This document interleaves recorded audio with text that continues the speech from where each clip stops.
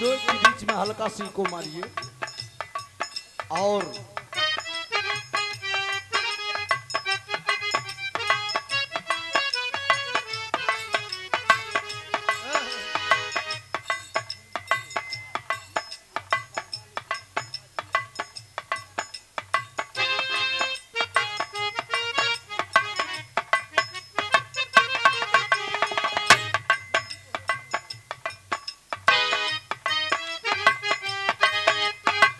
Hello hello Manoj भैया, कोनो दुल्हन अपने दुल्हा के याद में कहत बा।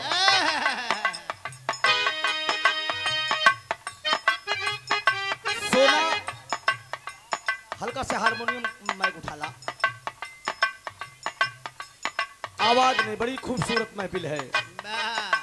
इसका लेवल और ऊंचा करिए, सिंगर का मेरा लेवल और ऊंचा हल्का से वॉल्यूम दे दीजिए। हेलो हेलो हेलो और पतला रखिएगा, साफ बोले बाबू, जो भी बोले क्लियर कट बोले।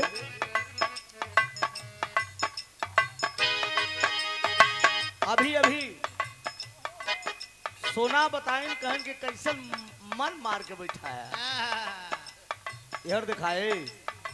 अरे निगाह मिलाओ, निगाह तो तुम मिलाती नहीं तो क्या करें। साला जो टेम्परेचर रहता है वो भी ठंडा हो जाता है। हम तो शौकीन कलाकार हैं, खास तौर से औरतों का। मेरा मिजाज कभी ठंडा नहीं होता है बेटा। मर्द और घोड़ा कभी बुढ़ा नहीं होते हैं, बस देखने वाला बढ़िया होना चाहिए। कोनो दुल्हन अपने दुल्हा से कहा दिया, वो वीडियो कॉल पे, जियो जियो लल्लू मास्टर, जिनकी तोहरे नाम में तरबीन हो गई,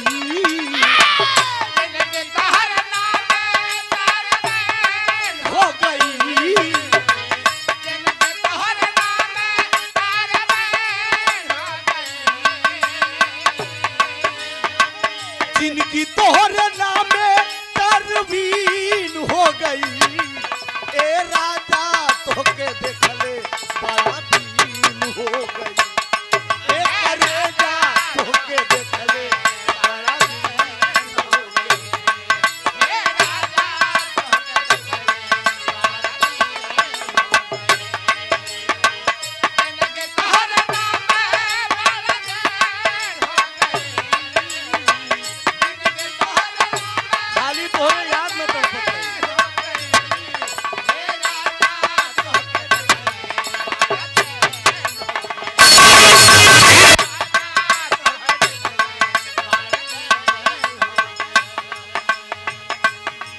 तोहर याद सतावता हमरा के मुआवता, तोहर याद सतावता हमरा के मुआवता, तोहर याद सतावता हमरा के मुआवता, ए तोहर याद सतावता हमरा के मुआवता, रही रही के सजिया पे हमरा के तड़पावता,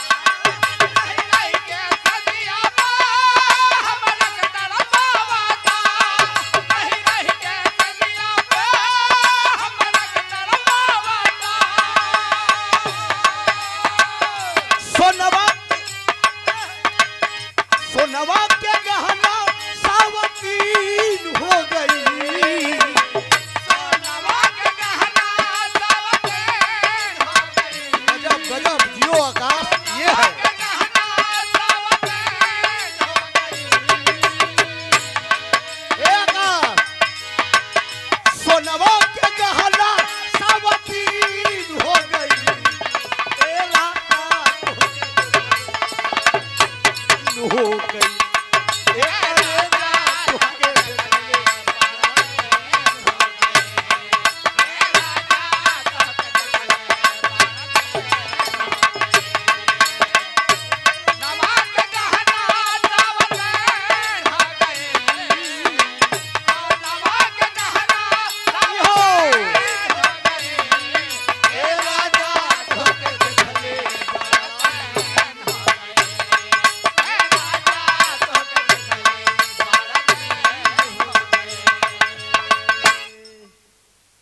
हेलो सोनवा का गहना 103 हो गई। एक करेजा तो के देखले बड़ा दिन हो गई।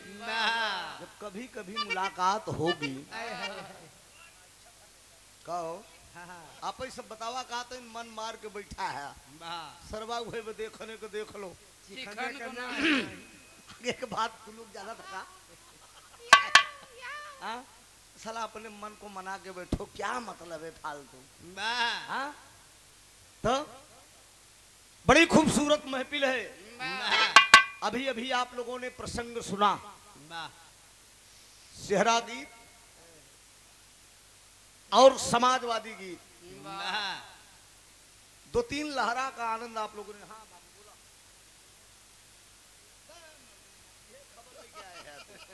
ये साला हमारे जेठौत जेठौत का हम छूत नहीं का बोली गाड़ी नहीं जाएगी।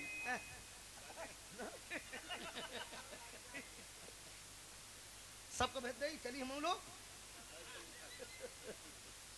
अच्छा हम जूता चप्पल रखा हुए रहा कहो गवैया तो सोना सुहानी त्रिभुवन को बुलाया लो बोल दे रहा हूं नहीं नाराज हो जाएगा नौजवान। जिसको जाना हो भाई जाइए गाड़ी छूट चुकी है।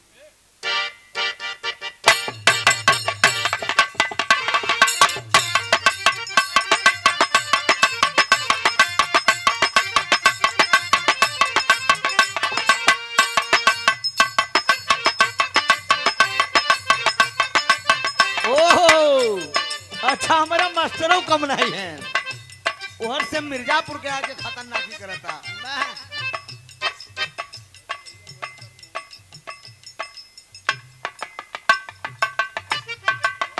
ये मनोज जी हैं हमारे मित्र भी हैं और ये बड़े शौकीन हैं यूट्यूब पर बोलते हैं। अभी अभी बोले कि भैया मैं आपका गीत बहुत सुनता हूं। भाई ने एक बात कहा कि जिस समय बिग गंगा चैनल पे आपकी प्रस्तुति आ रही थी टेलीविजन पे विजयलाल यादव और ओम प्रकाश यादव जी जज थे दिनेश भाई भी थे मनोज बतासा चाचा भी थे तमाम हीरोइनें थी भोजपुरी की अमरपाली संभावना सेठ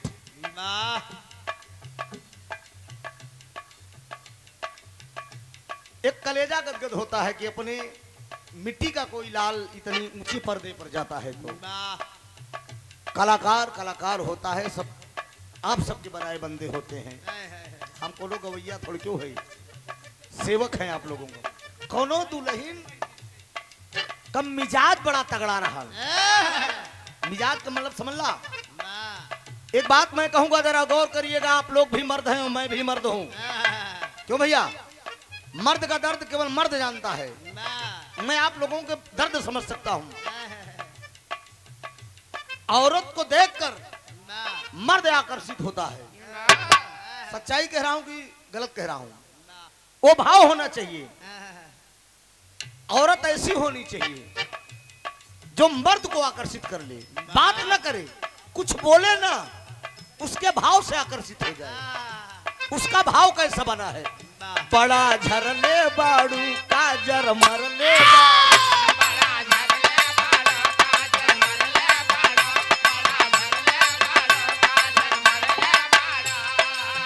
ए सोना यार देखा आज भोरही से मुझ बिगड़ले बाड़ू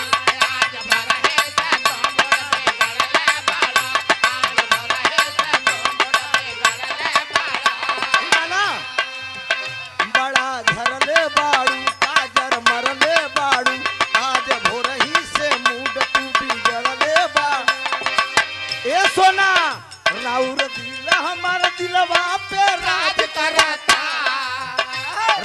दिला हमारा दिलवा पे राज करता।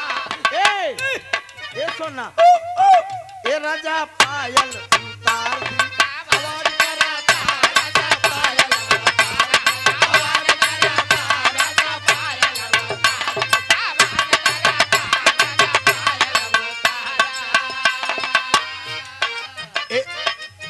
काजरा लगवाली कजरा लगवाली बिटिया सजौली सैया बिन नथुनिया के डाली हो राजा बिन नथुनिया के डाली हो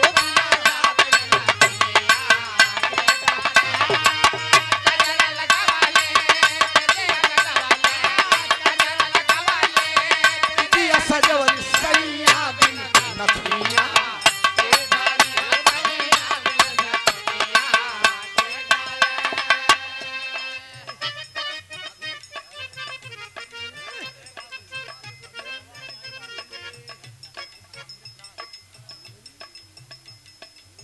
ये अमृत म्यूजिक राज प्रेमी मौर्य यूट्यूबर हैं हनुमानगंज लोढ़वा से। ये ऑनलाइन कितना डाल दे 700 भाई की तरफ से 500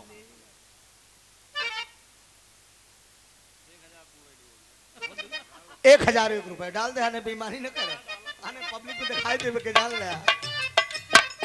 बहुत अच्छा चैनल है, ये सब यूट्यूबर हैं, अच्छा पैसा कमाते हैं। हम ही आपकी गीत उठा के बस इतने डली ही कजरा लगौली विदिया सजौली और मैं लिख दी कि त्रिभुवन ने रसे रसे सोना को लहाया। इतने में क्लिक करके आप लोग देखबा के रे यार देखी कैसे लहाया, शब्द से ही गीत चल जाती है। ए बूढ़ा काजर लगाइला, अरे ए बूढ़ा काजर लगाइला फिर ना आई है जवानी। ए बूढ़ा काजर लगाइला फिर ना आई है जवानी। बूढ़ा काजर लगाइला। अभी अमृत भाई कहा था, अमृत कहे न बे बड़ा जान है यार तोहरे अंदर। का चाहता है बहने बुढ़ाई जाई का चाहता है। आप लोगों के आशीर्वाद से मेरा बड़ा वाला बेटा नौकरी भी पा गया है, ट्रेनिंग पे भी गया है। ये आप लोगों का आशीर्वाद है, आप लोगों का प्यार दुला इसी बिरहा के दम पे। हाँ हमारे मास्टरों को दूल्हे क्या वही विभाग में गए हैं। तो अबे तो सब कुछ बाकी है यार, अभी तो बिरहा मुझे 20 साल गाना है। अरे ए बूढ़ा ए बूढ़ा काजर लगाइला फिर ना आई है जवानी। ए बूढ़ा काजर लगाइला फिर ना आई है जवानी। बूढ़ा काजर लगाइला फिर ना आई है जवानी। बालों जैसा बाल नहीं है, बालों जैसा बाल नहीं है, शैम्पू का जी करता है।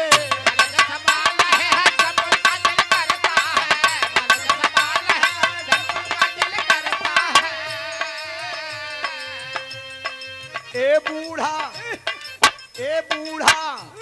अरे ए बूढ़ा करखा लगाइला फिर ना आई।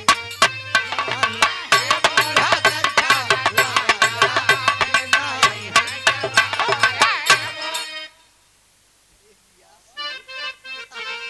काजा नहीं दे सहर वालिन कजरा, काजा नहीं दे सहर वालिन कजरा, काजा नहीं दे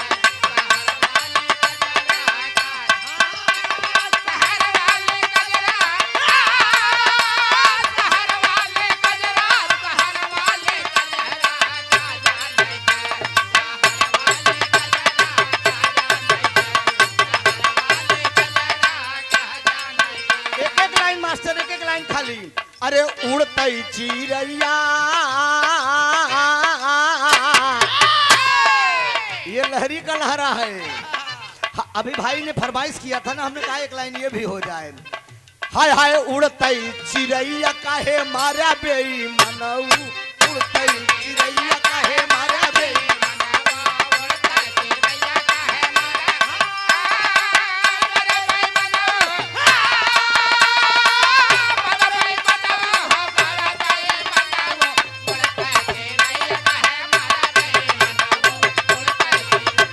कहा तारा पे मारा, अरे इनारा पे मारा, कहा यार तारा पे मारा, अरे इनारा पे मारा।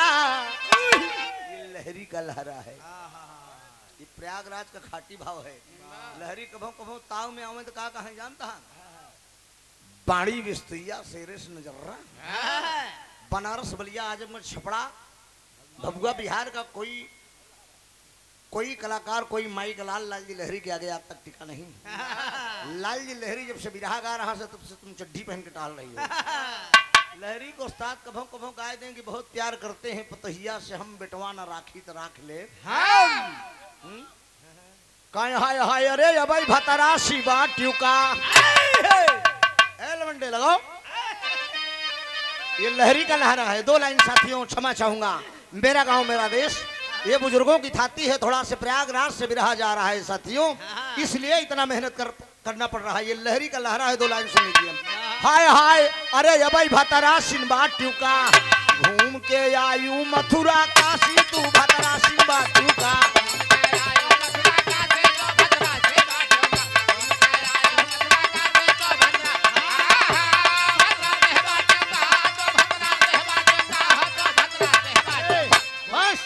लहरी होई गई न सन्यासी तू भतरा शिवा ट्यूका। आइए प्रसंग पर आइए, जो प्रसंग गाना है बड़ा खूबसूरत। मनोज भाई चंद मिनटों के लिए होता है नौजवानों के लिए, लेकिन हमारे बुजुर्ग लोग बैठे हैं, हमारी पहचान बिरहा से है। बाबू लाल जी लहरी, बाबू हैदर अली जुगनू, बाबू राम कैलाश जी अगर इस धरती पे अगर जाने गए, आप लोगों ने प्यार दुलार दिया तो ऑर्केस्ट्रा को धुन पनाही बिरहा के नाम पे दिया। ये धोती कुर्ता पहन के अगर कलाकार खड़ा होता है तो बिरहा कलाकार के नाम से हम लोग जाने जाते हैं। धुन तर्ज तो आज के जमाने में फैशन हो गए, यूट्यूबरन बरे इनका लोग को मसाला ना मिली तो ओरहन दे थी कहा दिखाए कुछ मसाला वही नहीं दे रात एक ले जा क्लिक क्लिक करके जब काट काट के खिक बनाए जब डली ना तो हम सारा माल घस घस घस घस आए। हाँ मेरे दोस्त, अभी आप लोगों ने सेहरा का आनंद लिया, समाजवादी गीत भी आप लोगों ने सुना, और प्रधान जी कहाँ गया? सोना सुहानी की जीजा कहें राकेश भैया के जीजा तो हाँ शिवकेशो भैया, राकेश भैया के जीजा तो हमरो जीजा हमार भाई लागत है, यो ध्यान दे हमारे गांव में देश का है भाई, पड़ोसी हैं हमारे साथे पढ़े हुए हैं बेचारू, हमारे उनके उम्र में फर्क थोड़ी क्यों कर एका गले में डावा हम मेहरारू थोड़ी क्यों है कि थमावा कहा हाँ तो इस डावा हमरे गले में मेहरारू शर्मा थे लोग डावे में ला सही है ना आई गया ना हाँ नाम बतावा नहीं नाम बताए। अच्छा तो हार बोली कौन कर बोली? अच्छा मनोज और संजय कुशवाहा शिवगढ़ की धरती से हाजीगंज। अरे नहीं बहुत ज्यादा कव्वाली थोड़ी क्यों बाटे कि ए टीना मेरी तरफ देखो मेरी जान। हाँ यहाँ जान नहीं है, यहाँ जाम है। 100 रुपया का पुरस्कार है। बहुत बहुत प्रणाम हो, आशीर्वाद के परीक्षा। जो बिरहा गाने जा रहा हूँ प्रसंग रामायण से होगा, लेकिन एहमन नौजवानन बने एकदम गुदगुदी बात है, चटनी मिले जाए जिस जगह कहा लव स्टोरी। रामायण के देखा लव स्टोरी कैसे है, एकदम वीडियो बिरहा। बुजुर्ग लोग हमारे आनंद लेंगे धार्मिक प्रसंगों का, और नौजवान जो है हमारे आनंद लेंगे आज के जनरेशन का। दोनों हिसाब से बिरहा गाओ। बिरहा का मतलब गवैया का मतलब क्षमा चाहूंगा आप लोग सुनते चले आए हैं। बिरहा का मतलब गवैया मंच पे खड़ा हो जाए, मंच पे हरदम थिरकत रहा है। जब एक जगह कहीं इच्छा गावई तो वो कोनो बिरहिया ना हो। बिरहा का मतलब एकदम स्प्रिंग बॉडी में होना चाहिए, टका टक मार एकदम भाना भान है। चलो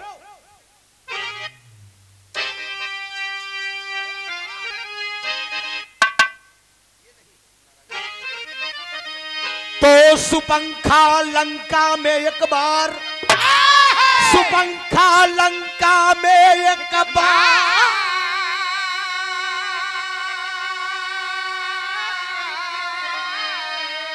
ए भाई हर विपिन विचरण का किस विचार,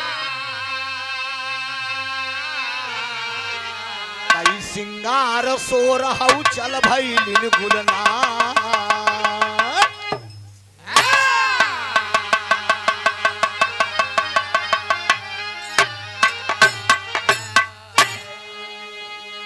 एक बार सूप न खा लंकापति दस्कंधर के बहन सूप न खा जवानी के दहलीन यह जवानी एकदम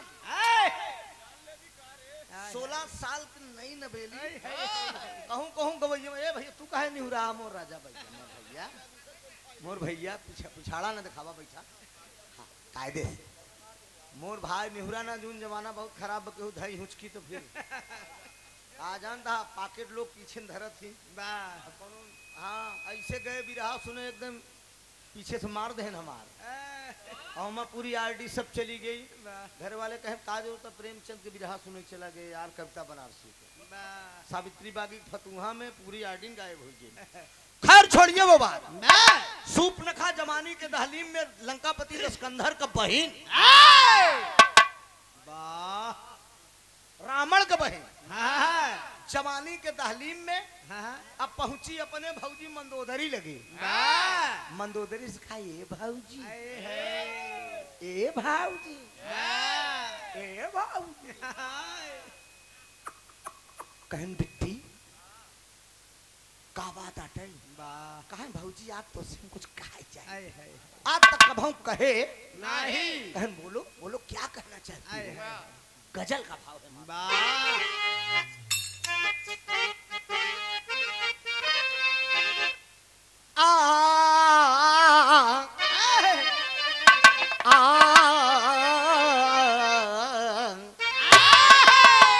अरे अब मजा अब मजा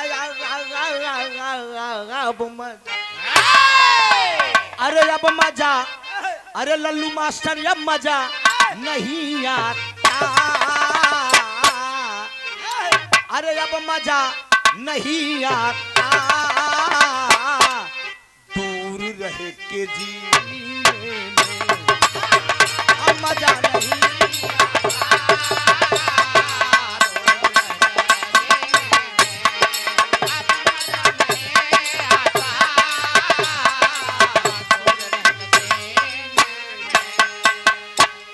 अरे अब मजा नहीं आता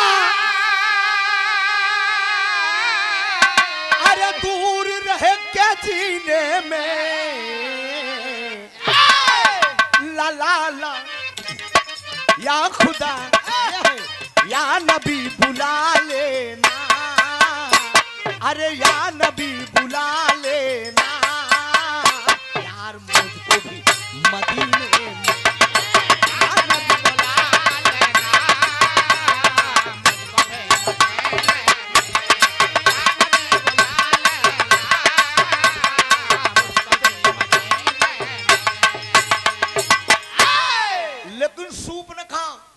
लंकापति दस्कंधर की बहन सूप न खा पहुंची है अपने भाभी मंदोदरी के पास कहा यार छोटी सी ए मोरी भाऊ जाऊ हो गर्मी लाग हाँ गर्मी फूक दई कि अरे छोटी सी ए भाऊजी मोरी एक कदम नान के अरे छोटी सी एक अर्ज है मेरी अरे छोटी सी एक अर्ज है मेरी भाभी मेरी मान लीजिए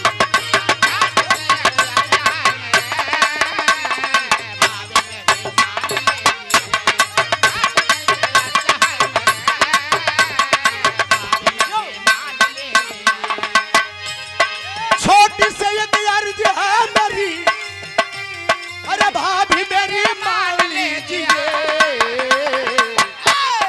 ला ला ला अरे घूमने आहा घूमने बिपिन में जाऊं दिल में यही जान लीजिए अरे घूमने बिपिन में जाऊं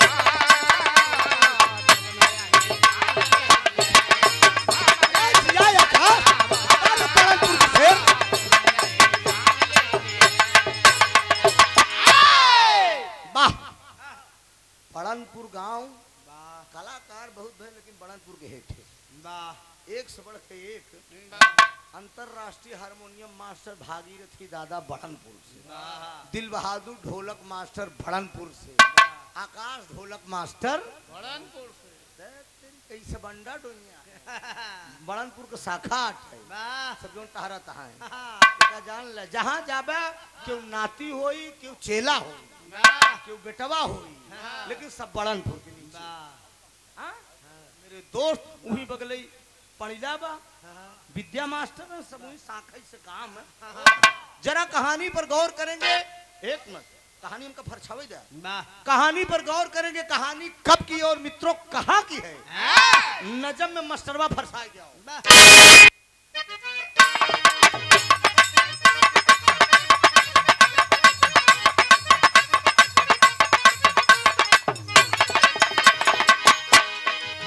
कहा मंदोदर हंस के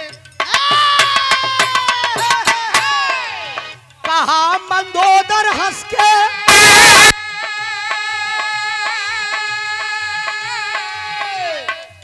कहा मंदोदर हंस के इच्छा गर तुम्हारी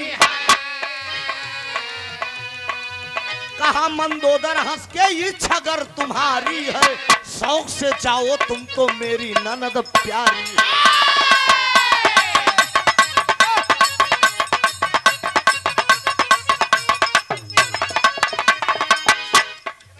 साथ मंत्री को लो साथ मंत्री को लो अब देरी ना लगाओ तुम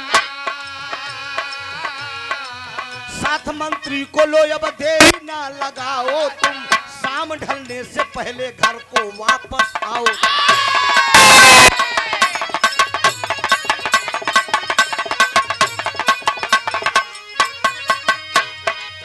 मिला आदेश मिला आदेश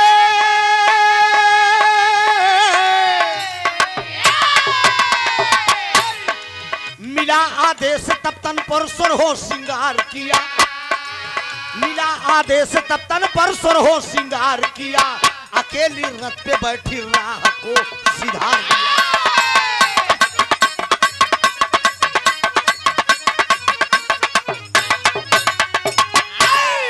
तनी बात तो समझ ला कहानी कब थे और कहाँ कबा त्रिलोकपति दशकंदर की बहन सूपनखा अपने भाभी मंदोदरी के पास पहुंची है मंदोदरी से कहा आज लंका से बहरे घूमे के मन बा 16 साल के एकदम जवानी में लंका में राहत राहत बियाई गई भौजी बहरे जाए के मन बा सूपनखा कहे ठीक है तुम्हारी इच्छा बा तो तू जा लेकिन याद रखना मंत्री को आदेश दे दिया रस सज गया लेकिन इतना ध्यान रखू शाम हो से पहले घरे चली आओ रस सज गया बैठ गई रथ पे वाह चल देती है बियाबान जंगल में जेठ का तपत दोपहरिया गर्मी का महीना एकदम पसीना से एकदम तराभोर एकदम पसीना चुवत बे अब प्यास भी लगी है भाई साहब वो जंगल में न कहूँ पानी दिखात बे न कहूँ कुछ न कनो मनई न मनई के जात एका जान ल सूप नखा सोचत बे कि भगवान पानी कहाँ पाई रथ वापस न ला आई एकदम 16 साल का लड़की अकेले जंगल में घूमत जो सामने एक ही सरोवर दिखाई पड़ी है सोचे के वैसे बढ़िया मौका न मिली पहले ही हम नहाई ले और उसके बाद पानी पी ले तब आगे हम प्रस्थान जरा गौर करेंगे मेरे मुकद्दर के मालिक विराह को सुनने वाले श्रोता भगवान वो लड़की सूप नखा उसी सरोवर में प्रवेश पहले तन अगल बगल देखे जब क्यों नहीं दिखान तो धीरे से अपन गहना उतारे ओकरे बाद और चार तरफा देखे जो कोनो मरद नहीं दिखा हैं जंगल में अपने तन का साड़ी भी उतारे साड़ी को उतार कर मित्रों उसी सरोवर में प्रवेश एकदम संगमरमर से जैसे बदन आमे के फाकी जैसे आँखी हाँ सुराही जैसे गर्दन रेशम जैसे बार एकदम हंसई जैसे गाले में गढ़वा पड़ जाए मेरे दोस्त ओकरे सुंदरता का हम वर्णन करते रही कैसे सूप नखा सरोवर में स्नान कर रही है जब मल मल भाई साहब ऐसे एकदम नहात गया फुल एंजॉय ले रही है इतने में दूर कुछ दूरी पे एक नौजवान आया कहा अरे ये सुंदरी सरोवर में अकेले स्नान कर रही है अब देख ले सोना लीड लगाए हाँ ये सुना ही मैं राम करे ऐसा हो जाए सरोवर में अकेले स्नान कर रही है अब तेरी कम खूंटा डाल ले चक्कर में नहीं करताले लगाए ले भाई हाँ हम कम नहीं है का जाना पड़ोसी की झाड़ बहुत लगा था। हाँ नहीं पारो झुमको उतार कैसे लगाए ले। हाँ मेरे दोस्त सरोवर में वो प्रवेश कर गई, स्नान कर रही है, नौजवान खड़ा होकर देख रहा है कि इसके आगे पीछे कोई नहीं है। ये कौन है? आ जाओ मेरी रानी, आ जाओ। वो लड़की सूप न खा करी, खबरदार तुम कौन हो?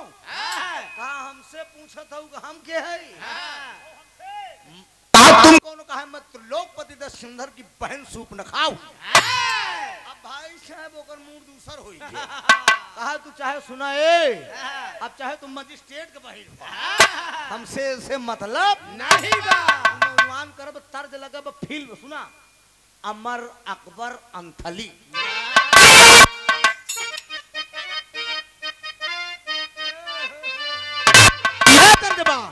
अरे तारीफ तेरी निकली है दिल से, अरे आई है लब पे बन के सवाली, शिरडी वाले साईं बाबा आया है तेरे दर पे सवाली, शिरडी वाले साईं बाबा आया है तेरे दर पे सवाली, शिरडी वाले साईं बाबा आया है तेरे दर पे सवाली, तारीफ तेरी निकली है दिल से, आई है लब पे बन के सवाली, शिरडी वाले साईं बाबा।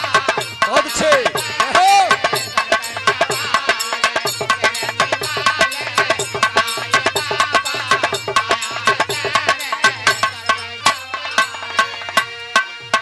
लेकिन वो नौजवान क्या कर रहा है उस सूपनखा के साथा?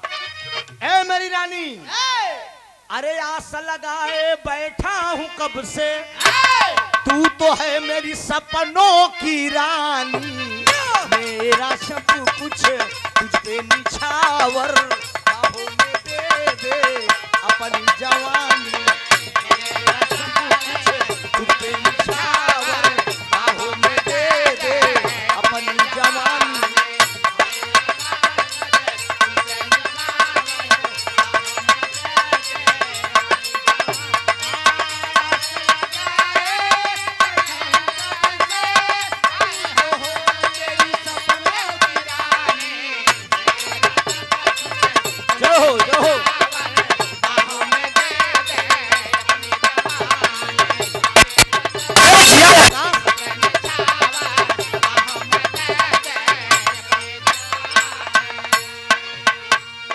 चाल हंसनी सी और बोल में बिग बैनी, चाल हंसनी से बोल में बिग बैनी, चाल हंसनी से बोल में बिग बैनी,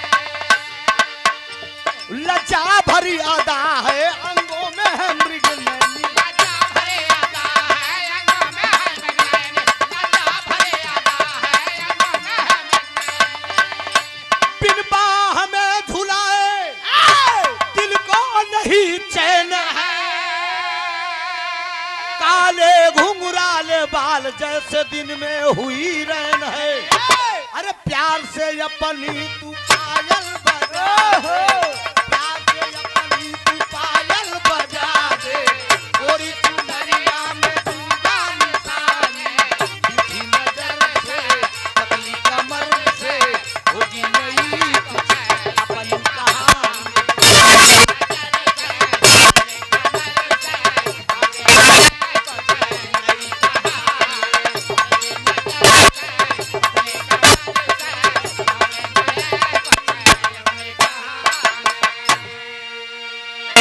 पकड़ लेता है वो नौजवान। वाह घर तो है लोग तैयार ज्यादा कहाँ ज्यादा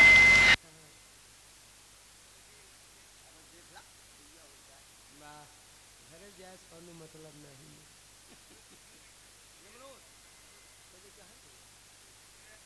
अरे छुटवा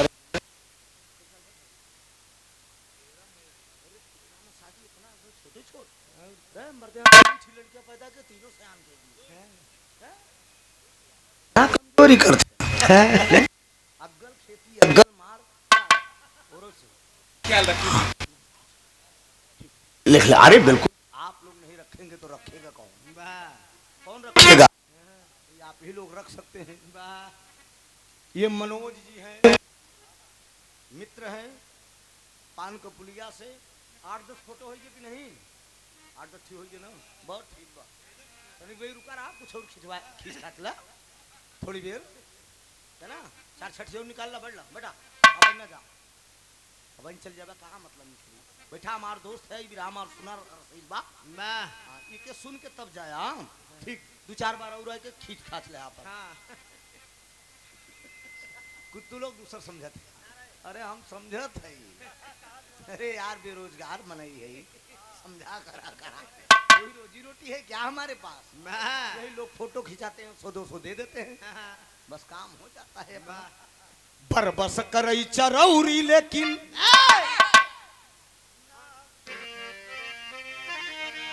बरबस करई चरौरी लेकिन ना माना बेईना।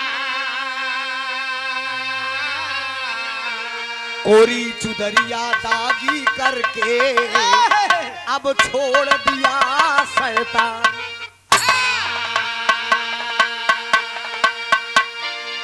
पकड़ ले सरोवर में भाई साहब जबरदस्ती कही गया। हाँ, कुंवारी भर ले जबरदस्ती। अच्छा जा रहे हैं, जाइए वहाँ। इमे जाते हैं कि इमे जाते हैं? इमे अच्छा होला होला, ठंडी में बहुत लागत था कि समारा नहीं थैलो फट सकता। मेरे दोस्त बाबूजी सूपनखा को पकड़ लिया उसी सरोवर में। वो कहती रहे कि मैं लंकापति दशकंधर की बहन हूँ। कहा तू चाहे जेकर बहन हो, हमार मन जे था बरे बाव था बरे हम काम आतुर हो गया, जवन नहीं तवन कई बैठा। अरे मोरे राम कमीना चूदर दागी कर गया। अरे कमीना, ओ कमीना चूदर दागी कर गया। बिहा से विपिन मेदनी अग्न बदन में जागियर हो जागियर हो जा। बिहा से विपिन मेदनी अगन बदन में जागी, कमीना चूदर दागी कर गया। वो नौजवान जो था वो कौन था? मैं आप लोगों के बीच में मनोज बता दे रहा हूं, जो सूपनखा का बलात्कार किया। कौन था? वो पतालपुर का राजा था जिसका नाम था विद्युत जीवा। एकदम साफ क्लियर कर दूंगा। 376 का मुलजिम हो गया, क्लियर। जबरदस्ती सरोवर में कर दिया और वो लड़की लौट कर लंका आई। जब लंका लौट के आई सूपनखा, तो विद्युत जीवा उसके साथ गलत कर ही गया था। धीरे धीरे दिन बीते ला। आए हाय प्रयागराज वाली दत्ता रामधार वाली एकदम सही में कहा लिखल गोरी पतिया। ए लल्लू मास्टर लिखल गोरी पतिया, वही दुल्हा परदेस हो लिखला गोरी पतिया। परदेस हो लिखला गोरी पतिया।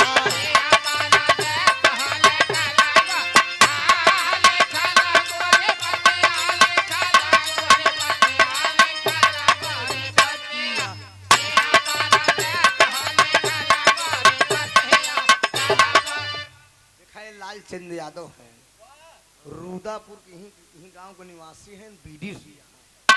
हम जानते हैं भैया, कभी 50 देन नहीं प्रधान होते तो 500 देते हैं। अरे यार बीडीसी बेचारे कितना कमावा ही कह रहे थे। एक दामी वोट बेचे हो जो 40-50 हजार पाए हो, बस बाकी हो काम खत्म की।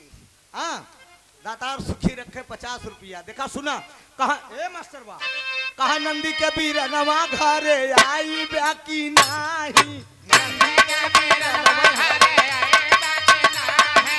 नंदी के बीर नवा घरे आई बाकी नाही।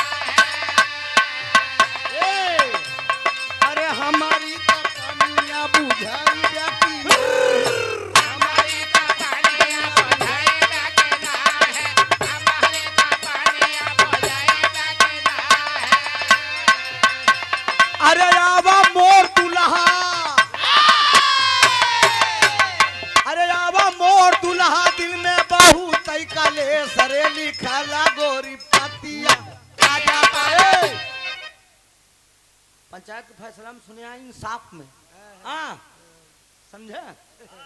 कहे हमार मूड़ी कटली दुल्हा प्रदेश में जब ससुइया हेरा फेरी कही दे रही ना, लड़केवा के बिटिया का बिटिया भाई रही पतोहिया के बेटवा, तो दुल्हनिया लिख के पत्र भेजत बे कहे हमार मूड़ी कटल तोहार बूढ़ा माई हमार मूड़ी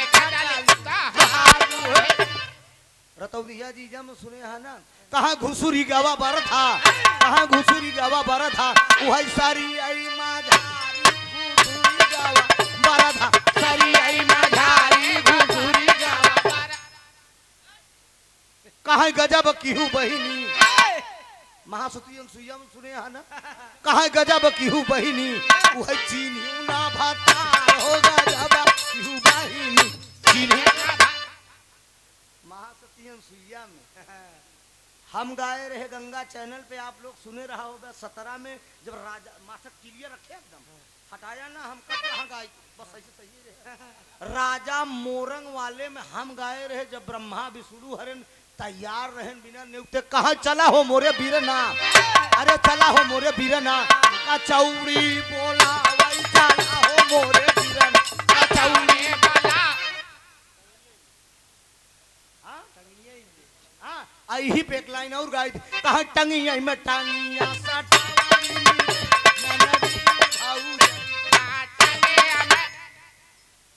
टंगिया में टंगिया सटाई दिन रे लल्लू नदी भाऊ, कहाँ भाई अरे ऊपर ऐसे डाई रे समझे ननदी भाऊ जैया, कहाँ ऊपर ऐसे लल्लू, अरे ऊपर ऐसे डाई के हिलाई दिन रे। हमारे हाथ के इशारा से आप लोग समझ गए हो कि कहना फुहर, अरे यार कैसे फुहर गाओ गवैया कोई मास्टर कौन जो चाबी ना इड़ दे। कहाँ टंगिया में टंगिया सटाई दिन रे ननदी भौजैया, कहाँ ऊपर ऐसे डाई के हिलाई दिन रे ननदी भौजैया। और का करें जात कहाँ माल सफेद ननदी भौजैया।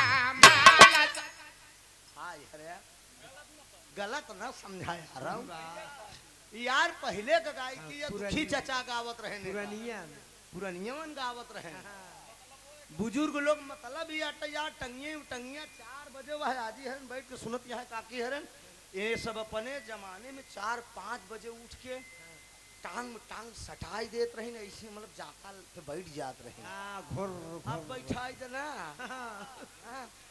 ध्यान भमन से तू झगड़ा हो जा, का याद है नाती गाड़ू जा सोना बिगड़ू ना, ए सोना अब ना खाई पबू टांग ना खटाई पबू ना ना घसर घसर गिराई ना तू ए ना तोर काकी ने सटाई पे एका जान। हां बच्चा है मतलब सही कहा ते आजकल का औरतन ना कही पे। हां राहुल को बताई दे। हां अच्छा जोरदार ताली बजाए आप, दूल्हे राजा भी आएंगे, नहीं तो इंतजारे रहा। ढेर जने गल्लाई गोहर पड़ा रहा भाई, रुका न मौसिया दिखाने, न मामा दिखाने, न फूफा दिखाने, न तोहार जीजा हरन दिखाने। हमहू सालाम सोचे घाटे की सौदा जाई कहा। हाँ हमहू मन ही मन गावत है, लेकिन मनावत रहे कि जल्दी जयमाल खत्म होय, हमारे पारी पे आई जाए, नहीं कहूँ पड़ोसी इंजॉय लेकिन पड़ोसी कहूँ पड़ोसी के बाढ़ नहीं मनावा ना मेरे दोस्त कहो। टंगिया में टंगिया सटाई दीन रे नंदी भौजैया, ऊपरा से डाल के हिलाई दीन रे भाई साहब, हुई गेहूं डाल दीन माल सफेद गिराई हुई जोन आटा गिर जाता। बात इया कहाँ बदन पिया राई गया, अरे बदन पिया राई गया वही गोड़ हो गया भाई, बदन पिया राई गया गोड़ हो गया भाई। ई प्रयागराज के खाटी भाऊआ बरनपुर वाले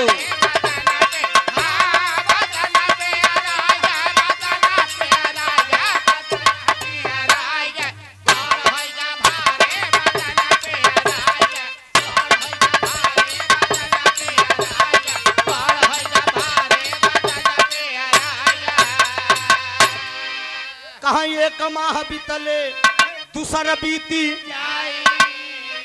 तीसर चौथा पचवा कैलनिंगा कहा छठे महीनवा मैं वही गर्भ सताई बदन पियराई जा 6-7 महीना बीत गए धीरे धीरे सूप न खा के जाऊं एक दिन अरे हमार तो तने ठीक ठाक बा एक दिन मंदोदरी के निगाह पड़ गई कहा यहाँ एकर बियाह नहीं भेकर ऊंच खाल कैसे है अचरे से पेट ढाक के किनारे बैठी रहा है मंदोदरी पहुंची कहे कस बिट्टी कहे मंगिया में तोहर वही पर न राजा उसी अंतरे पे कहे मंगिया में तोहरे न पड़ला सलहुरा अबिरना के अपने काटाई ल्यूनी कुरावा हीराना के अपने काटाई ल्यूनी कुरावा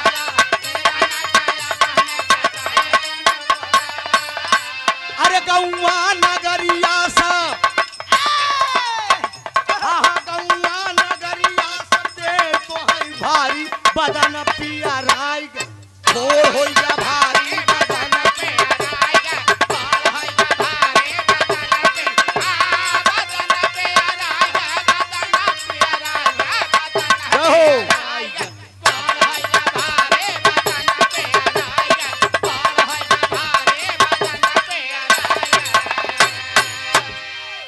अचरे से पेट ढाक के सूप न खा बैठी बा मंदोदरी कहे तोर बियाह नहीं बा मन सेधु के मुंह नहीं देखू आई जवन कहा ऊंच खाल कई डाए सूप न खा बतावत बे कहा भौजी गए रहे वही जंगलवा में घूमे वही एक हरामी मिला जबरदस्ती कई बैठा कहा पगली ते अपने भैया का नाम नहीं बताए कहा बताए है लेकिन हरामी मनबे नहीं कहा चाहे मजिस्ट्रेट के बहन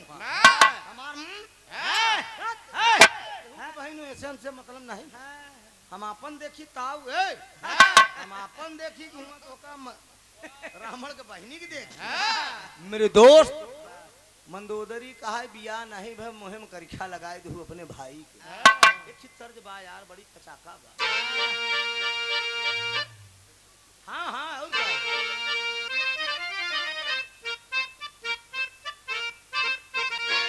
देखो देखो देखो आया बाइस्कोप देखो दिल्ली का कुतुब मीनार देखो बम्बे शहर की बाजार देखो यह मास्टर आए का सब हारमोनियम वाले पर्दम नहीं बनाई तेरे का जान ला इस तर्ज में जरूर अंड बंड हो जाती लेकिन ध्यान दो सूप न खा मंदोदरी पहुंची है लंकापति दशकंधर के पास अपने पति से मजाक कर रही है कि देखो देखो देखो आया भूचाल देखो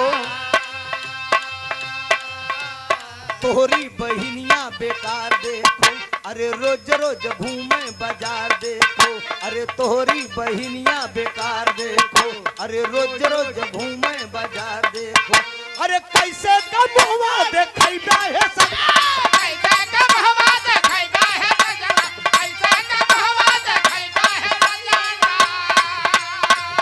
अरे कैसे कम हुआ देखैबा है सजना ताना मारेला संसार देखो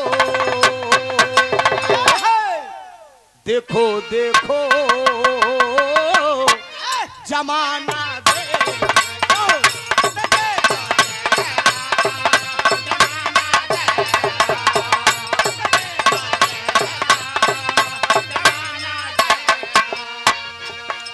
एक बात और कहा दिया बचपन में तू ख्याल किया ना बचपन में तू ख्याल किया ना हो जाना बहनों कुल में दाग लगाई बहिनिया बोला अब क्या होई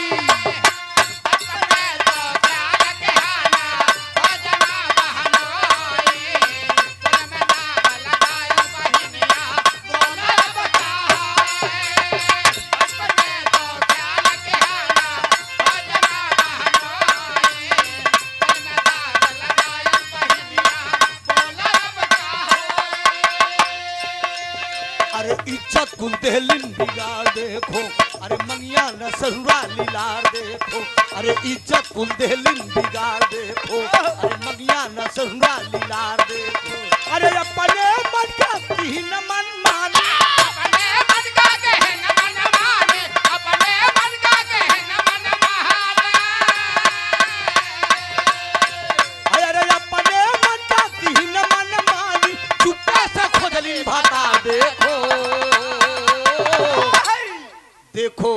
देखो जमाना देखो।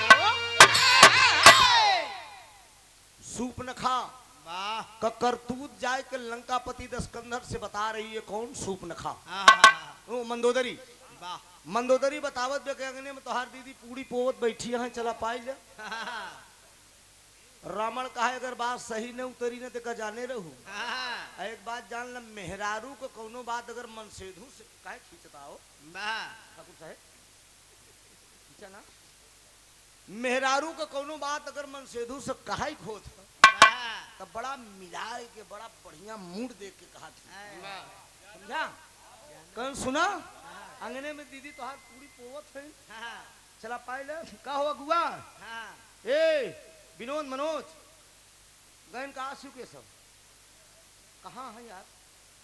हनुमान जी चले गए बम्बैया घर की अगला से।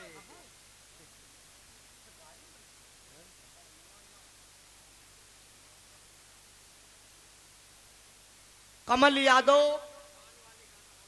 पान वाली ना, मैं बंगाल की रहने वाली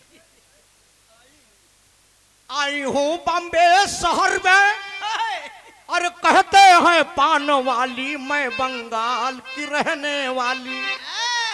ए मुन्ना राजा ये लहरी का लहरा है। 50 पाए ही यार कितना सुनाई बता। हाँ ठीक बना, तोरे 50 की कीमत हम कह दी। धन्यवाद। कमल यादव बलवंत यादव केकर जीजा है? अच्छा कमल यादव जी प्रधान के जीजा है।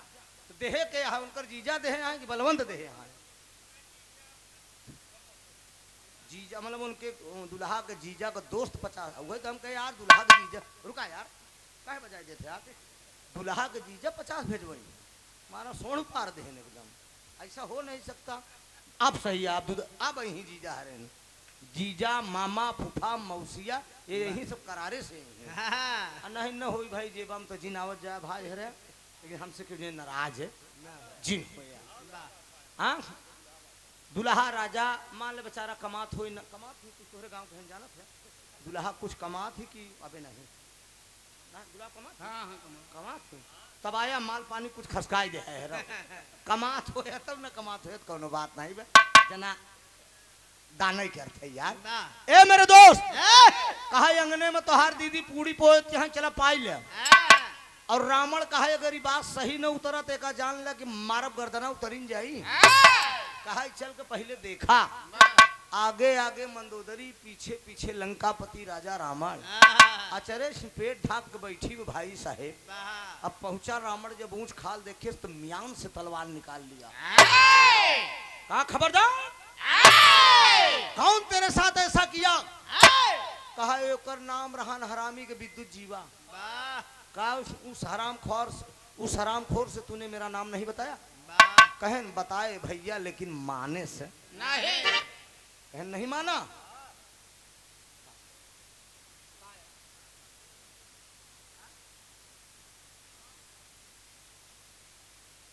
यार सारा झूठ ही करा था। हाँ पैसा वैसा लेके आई है, टांग यहाँ दोनों तरफ बैग कहता है मुतिया नाव। मेरे दोस्त वही लंकापति दस्कंधर सूपनखा को अपने घर से भगा देता है। बियाबान में फटही लुगरी पहन के वो बियाबान जंगल में घूमने लगी। तो मुन्ना राजा तर्ज है तर्ज। अच्छा ठीक है लगा दीजिए जब लगा। अरे कहा तनी भारत के जननवा हो, अरे सजनवा हमार बड़ा लहरी।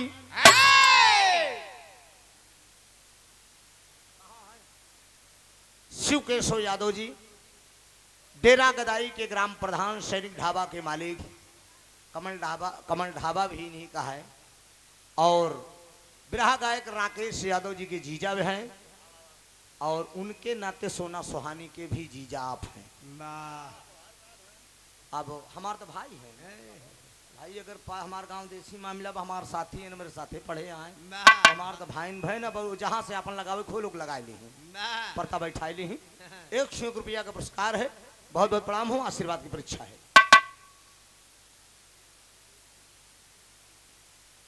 रिंकू और पिंटू दूल्हे राजा जी के दोस्त, 50-50 रुपए का पुरस्कार है। बहुत बहुत प्रणाम। अच्छा यह दूल्हे राजे वाला गनवई लगत बाटे, एक बस ई दुल्हाई के तैयार ला यार दादा। कहा तनी भारत के जननवा हो, सजनवा हमार बड़ा लाली। कहा तनी भारत के जननवा हो, सजनवा हमार बड़ा लाली।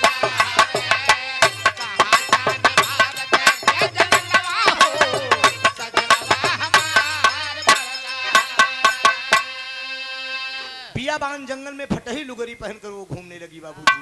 तो रोई रोई घूमई बिया बनवा हो, दिनवा बितावे लागी बाबूनी। रोई रोई घूमई बिया बनवा हो, दिनवा बितावे लागी बाबूनी। रोई रोई घूमई बिया बनवा हो, दिनवा बितावे लागी बाबूनी। मिले बिदु जीवा देखले सावली सूरतिया।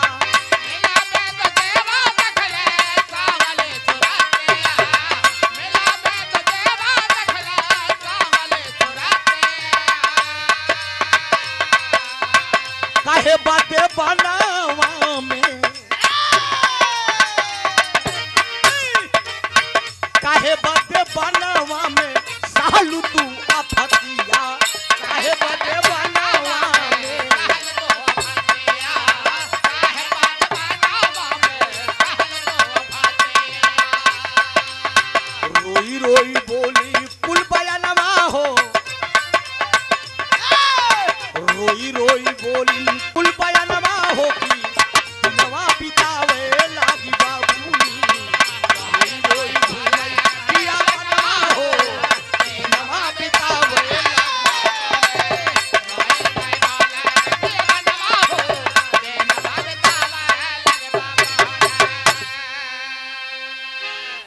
बियाबान जंगल में फटही लुगरी पहन के वो लड़की दिन बिताने लगी। एक दिन विद्युत जीवा से मुलाकात होती है, वो जंगल में घूम रही है, गाना भी मेरा करीब है मित्रों। मुड़कर वो देखती है, विद्युत जीवा उसके पास पहुंचता है और कहता है सुंदरी, दोहा में है धरो तब गाए यार। कहाँ मकान है और अब तू किसकी प्यारी है,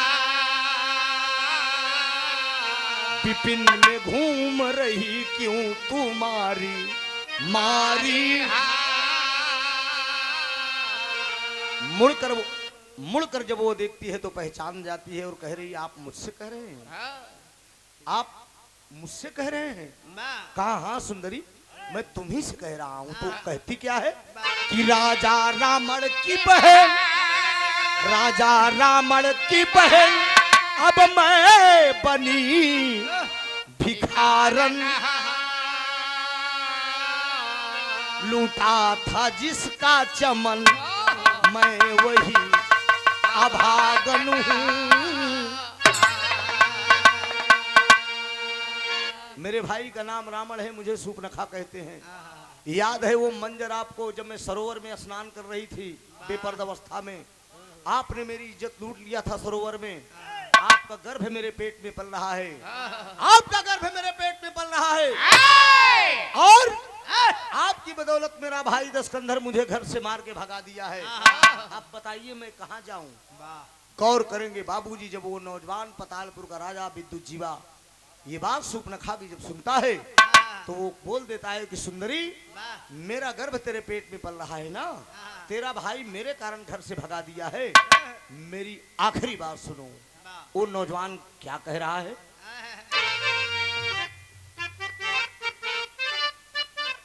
बड़ी सुंदर तरज के लाइन बा। कोनो दुल्हन अपने दुल्हा से कहले बा कि हंसी हंस के गोरी काहे, हंसी हंस के गोरी काहे मानसैया पातिया। आकाश भारी ना तो हल्की गढ़ाई दा तीन पतिया। लेकिन वो नौजवान विद्युत जीवा क्या कह रहा है? बोला विद्युत जीवा हंस के बोला रे बोला रे बोला रे बोला, बोला विद्युत जीवा हंस के माधुरी बचनिया, चला हमारे घरावा पलाइबे दुल्हनिया। बोला विद्युत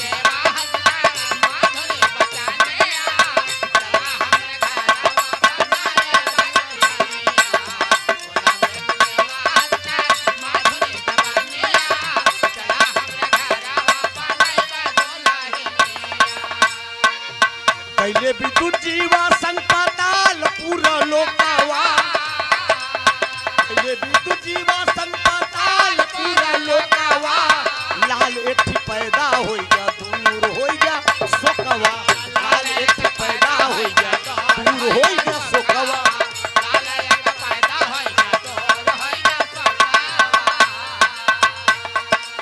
लवण सूर नाम जे कर जाने रे जाने रे जाने रे जाने, लवण सूर नाम जे कर जाने सारी दुनिया, चला हमारे घरवा बनाई बदूलहिनिया। ओ सूपनखा के साथ शादी करके उसी जंगल में अपने मकान अपने वतन को ले जाता है। पतालपुर का राजा था जिसका नाम था विद्युत जीवा। 9 महीना बीतने के बाद जो सरोवर में जबरदस्ती किया था, एक बच्चा पैदा हुआ जिस लड़के का नाम जाकर रखे दोनों प्राणी लवण सुर। लवण सुर। पंचवटी पे भगवान राम और लक्ष्मण जब कुटी बनाकर रहने लगे, लक्ष्मण जी ने उसका वध कर दिया, अकेले बची। अब ये बात यहीं छोड़ दीजिए, बच्चा पैदा हो गया, जिंदगी दोनों प्राणी की बीतने लगी। लेकिन चलते हैं लंका में, 5 मिनट का प्रसंग और बचा है मित्रों। लंका में चलते हैं, लंकापति दशकंधर अपने मन में क्या विचार कर रहा है। मास्टर हो सुना, मिर्जापुरी चौलरी लगी पतनी गर्माहट छोड़ा दे राजा।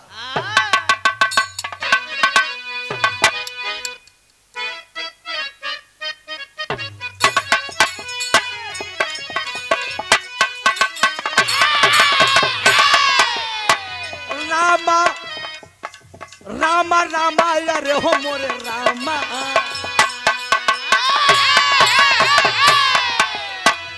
कि बारी उमर कमर लचकनिया, बारी उमर कमर लचकनिया, कोई खींचे निहुरी के कनिया, गोरी का लहराई झूलनिया, बारी उमर कमर लचकनिया, निहुरी के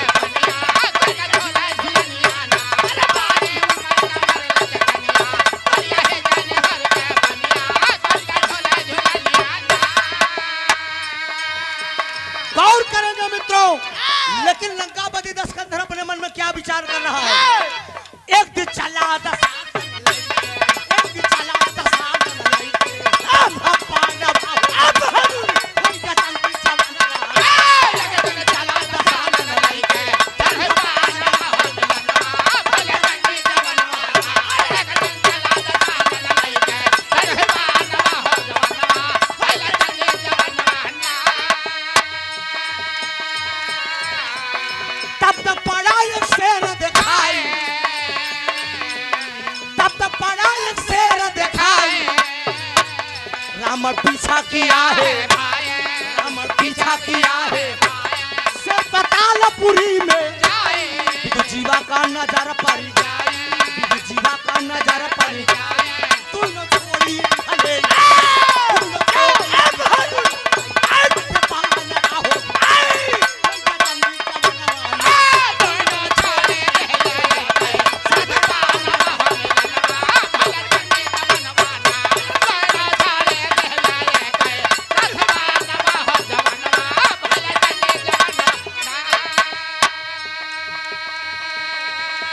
कहानी पर जरा गौर करेंगे, क्लियर रखेंगे। पियाबान जंगल में रावण शिकार खेलने गया है, एक शेर दिखाई पड़ गया, शेर का पीछा कर लिया है रावण, आगे आगे शेर जा रहा है, पीछे पीछे रावण जा रहा है। शेर उस रास्ते से गुजर गया जहां पर सूर्पनखा और विद्युत जीवा दोनों प्राणी बैठे हैं। विद्युत जीवा भी धनुष बाण उठा लिया, मेरे आगे शेर जा रहा है और दोनों जने एक साथ बाण छोड़ दिए, एक बाण जाकर शेर को लग गया। तो होता क्या है, रावण कहां शिकार है मेरा, रावण कहां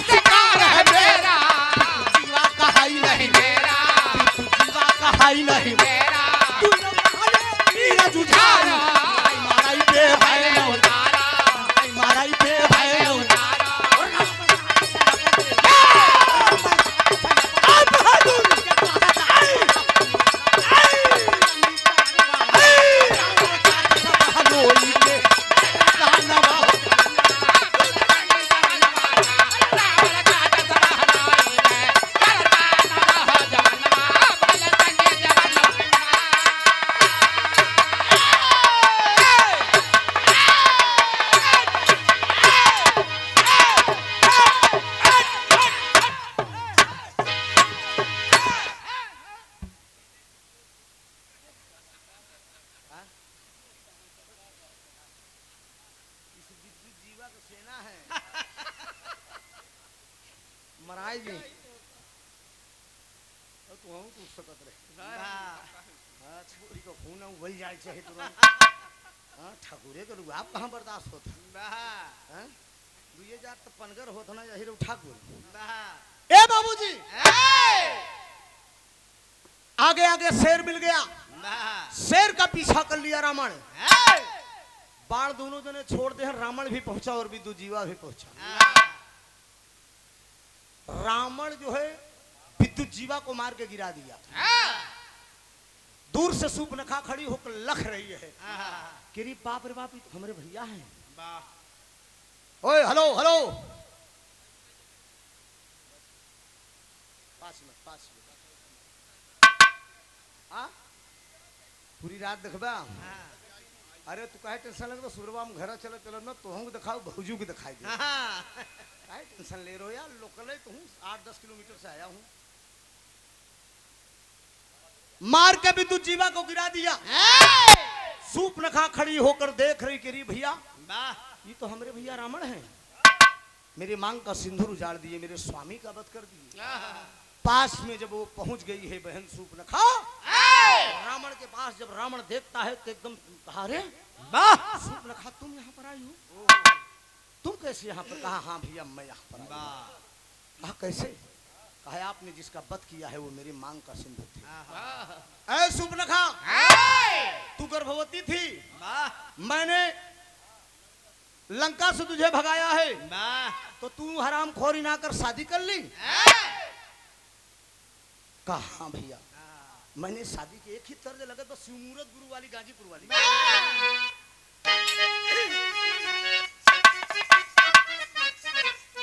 दिखा के एक शिवमूर्त गुरु गावत रहे कि अरे मोरवा रे मोरवा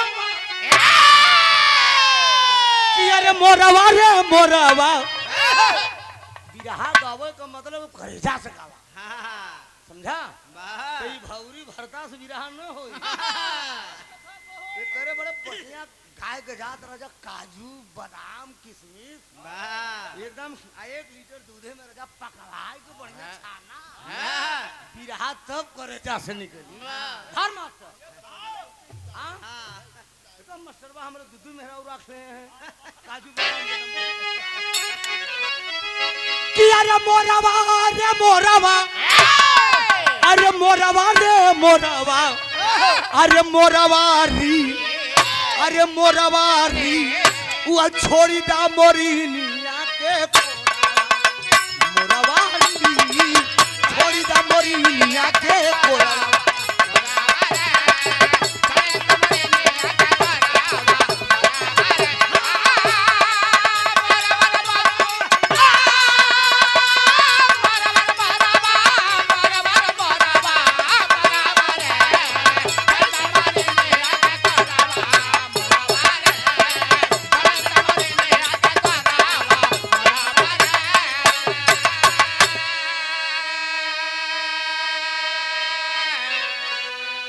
गौर करेंगे मित्रों लेकिन वो सूपनखा अपने भाई लंका पे हले वो कौन यार बोल रहा है डिस्टर्ब हो रहा है भाई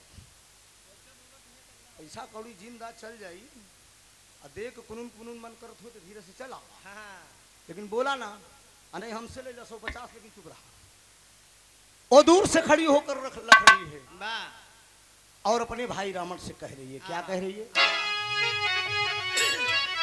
कि अरे बीराना हो बीराना अरे बीराना हो बीराना अरे बीराना हो अरे बीराना हो मोर पियावा का कई नाया काटा लिया बीराना हो दुल्हा का कई नाया काटा लिया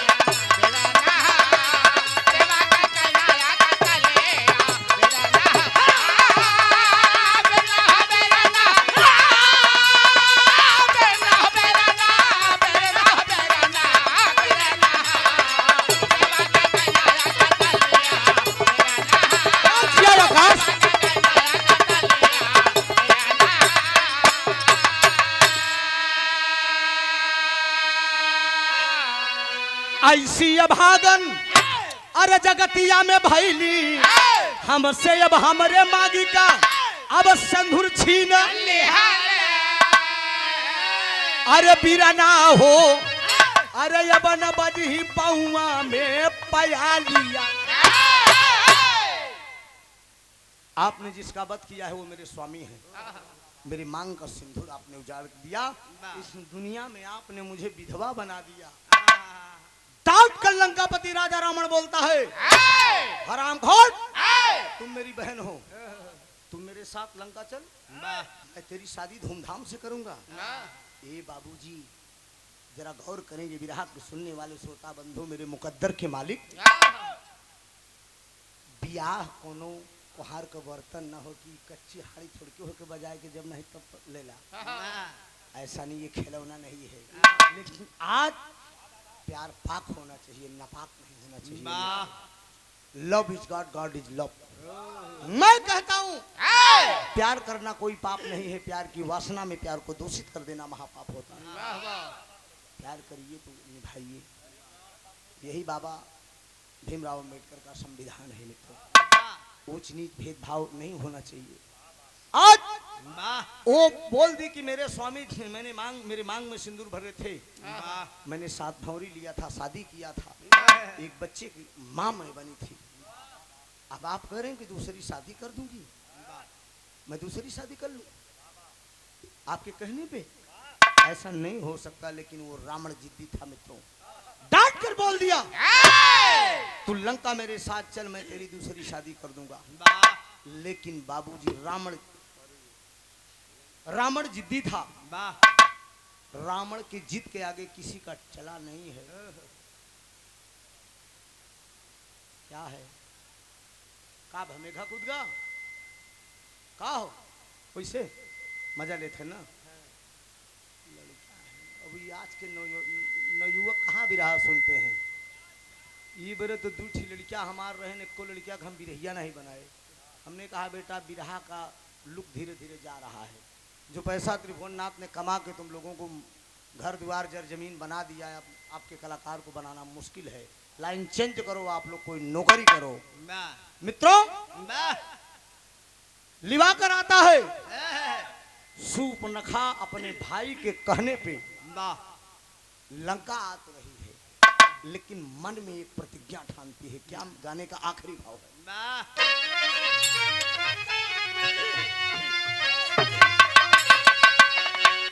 अरे बदले की भावना, अरे बदले की भावना वह मन में बसा,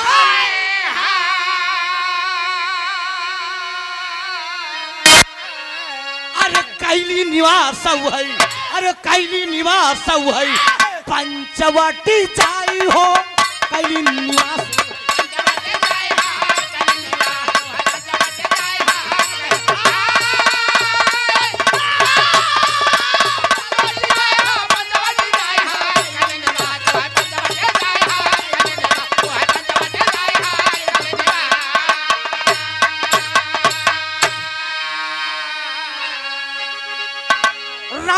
लखन सिया आइले बिया बनवा, शादी का बहाना करके आए सूपंखा जाना।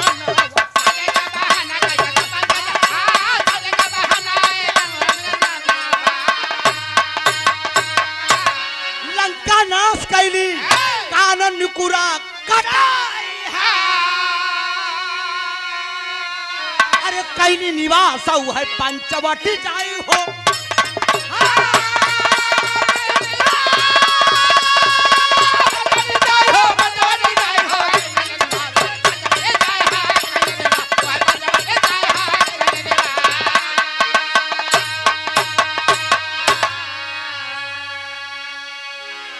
बदले की भावना मन में बसाकर वो लड़की आती है।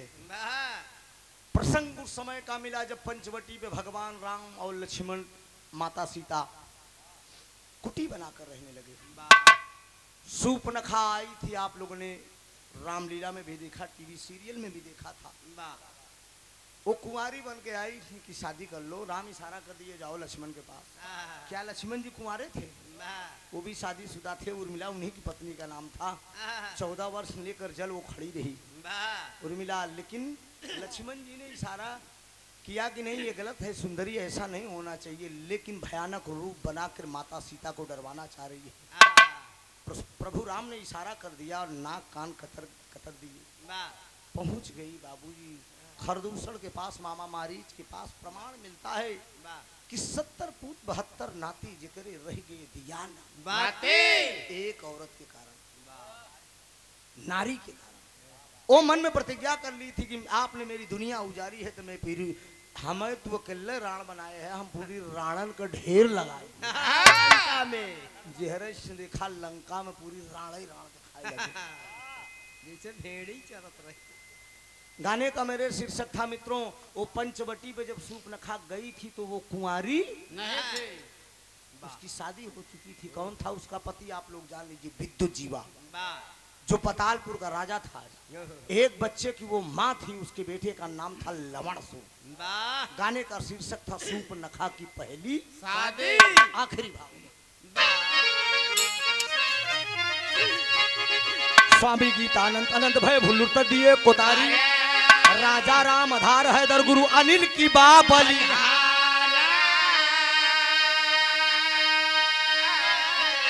अरे कमीना चूदर दागी कर गया त्रिभुवन नाथ कुमारिया, या बही बाटई बारी, कमीना चूदर दागी कर गया। हेलो पर्दा बना के दीजिए।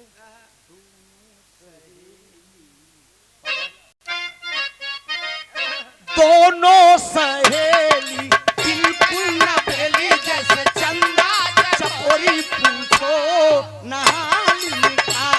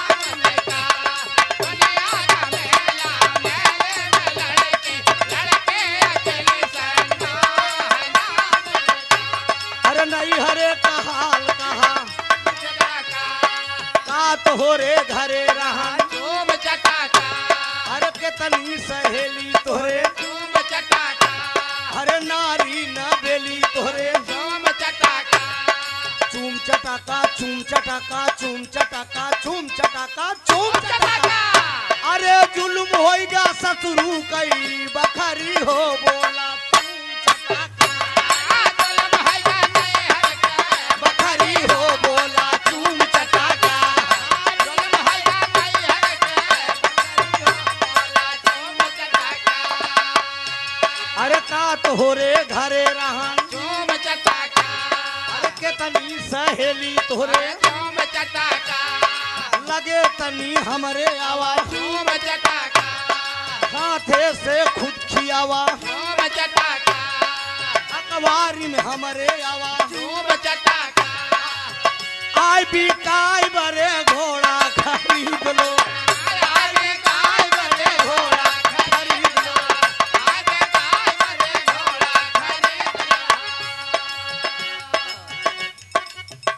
अरे जुल्म होइगा ए लल्लू अरे तोहरऊ दहिनाती गहाई चूम चटाका, अरे हमरऊ दहिनाती कहाई चूम चटाका, एन कर दहिनाती कहाई चूम चटाका, चूम चटाका चूम चटाका चूम चटाका चूम चटाका चूम चटाका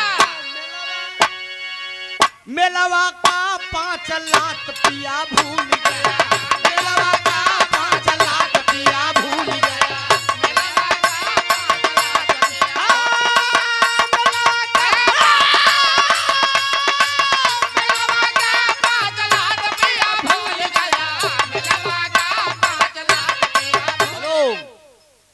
बिहारी लाल यादव जी, माननीय प्रधान जी, दुल्हा का बड़का भैया है, 100 रुपया का पुरस्कार देते हैं ना। बारात ठंडी होगी तो हाँ एकदम सबूत एकदम दुल्हा का फूफा। हाँ अरे अब हमारा नंबर खत्म हो गया, चाहे जीवन परेशान का जरूरत है रही यार।